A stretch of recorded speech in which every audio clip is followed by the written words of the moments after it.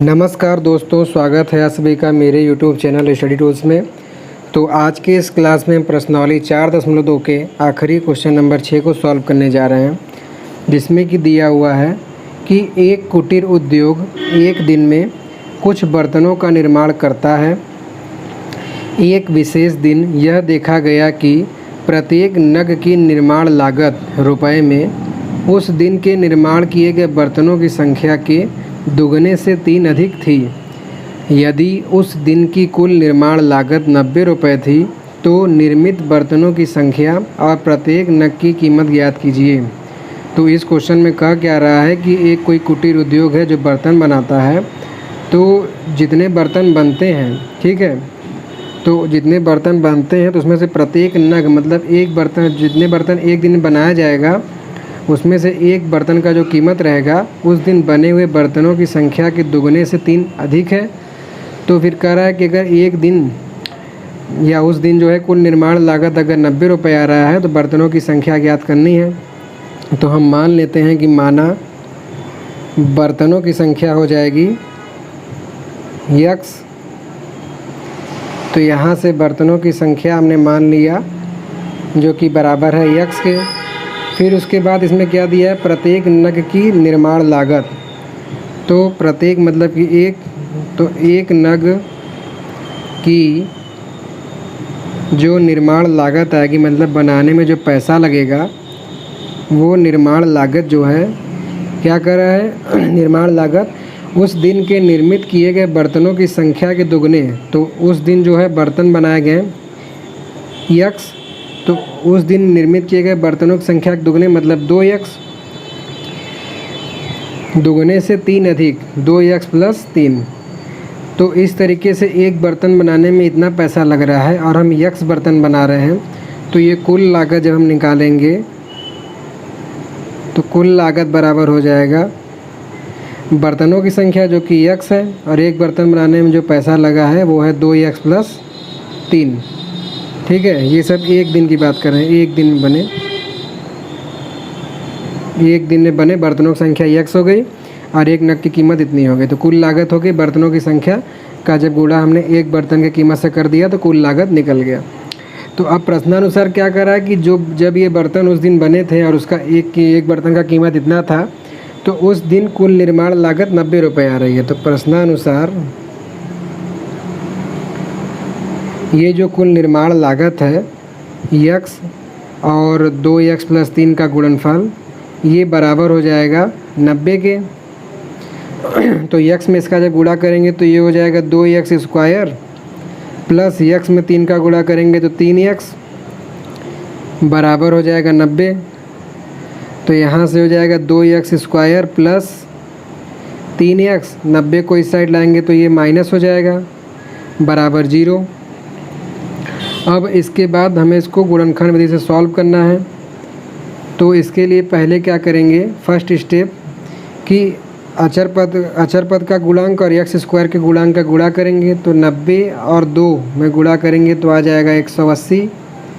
फिर second step क्या करेंगे कि इस 180 का हम गुणनखंड करेंगे। तो 2 से काटेंगे तो 2 9 18 और 0 90 हो जाएगा। फिर 2 से काटेंगे 2 चौके 8 हासिल लगाए 2 पंजे 10। फिर ये 3 से काटेंगे 3 एक कम 3 हासिल लगाए 3 बचे 15। फिर 3 से कटेगा 3 बचे 15 और 5 एक कम 5। तीसरे स्टेप में क्या करते हैं कि ये जो गुणनखंड प्राप्त हुआ है उसको इस तरीके से अरेंज करेंगे कि जो हमारा अचर पद का गुणांक यहाँ माइनस में दिया हुआ है तो घटाने पर x का गुणांक आए।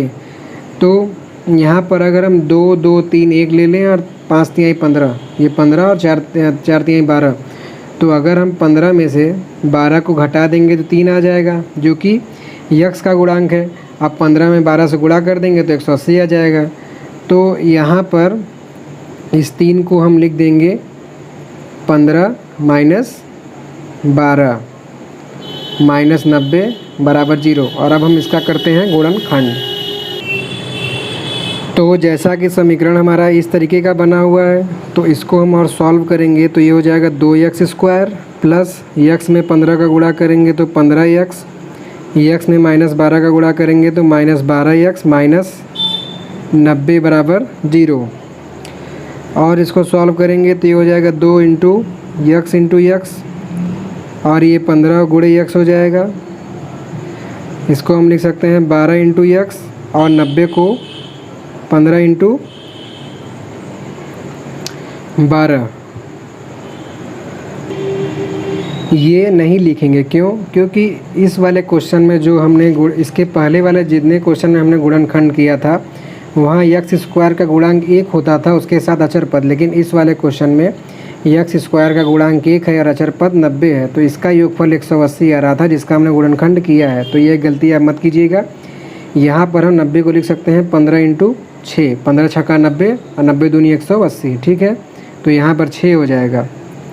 अब कॉमन लेंगे तो शुरू के दो पद में यक्स यहाँ पर है, यक्स यहाँ पर है, तो यक्स निकल जाएगा, तो यहाँ से बचेगा 2x, और यहाँ से यक्स निकलेगा तो बचेगा 15। लास्ट के दो पद में देख रहे हैं माइनस कॉमन है, और उसके साथ साथ इस 12 को हम लिख सकते हैं 6 इंटू 2, तो यहाँ पर है 6 है और यहाँ पर 6 है, 6 निकाल देंगे तो यहाँ से बचेगा 2x और माइनस 15, जो कि माइनस कॉमन ले ली है तो प्लस का 15। अब इन दोनों में 2x प्लस 15 कॉमन है, तो 2x प्लस 15 कॉमन ले लेंगे तो यहाँ से बचेगा x और यहाँ से -6, जो कि बराबर हो जाएगा 0 के। तो एक बार हम 2x प्लस 15 बराबर 0 लेंगे, या फिर x माइनस 6 बराबर 0 लेंगे।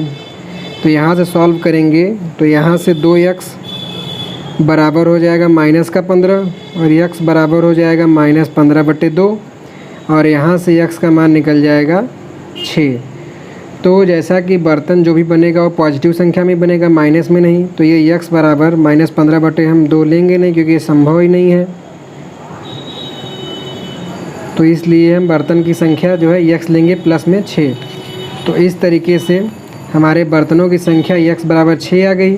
क्या पूछा है? निर्मित बर्तनों की संख्या। तो बर्तनों की संख्या x का मान निकल गया 6, और प्रत्येक नग की लागत, तो प्रत्येक नग की लागत निकालेंगे 2x प्लस 3 से, तो 2 गुणे x की जगह 6 प्लस 3, तो 6 दूनी 12 और प्लस 3 बराबर हो जाएगा 15।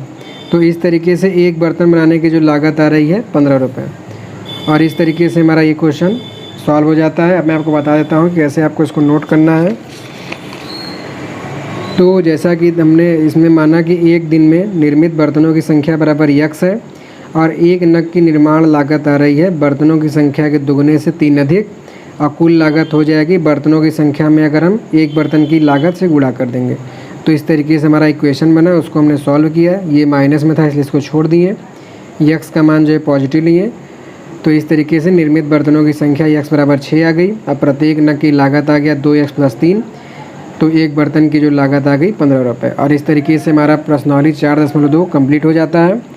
आशा करता हूं कि बताया गया सवाल आपको समझ में आया होगा। अगर किसी प्रकार के सवाल में कोई दिक्कत हो तो प्लीज़ जो है कमेंट बॉक्स में अपना कीमती कमेंट करिएगा, और अच्छा लगा तो प्लीज़ वो भी कमेंट करके बताइएगा। और अगर इसी तरीके से आप आगे आने वाले वीडियो से अपडेट रहना चाहते हैं तो प्लीज़ चैनल को सब्सक्राइब कर लीजिएगा। So thanks for watching.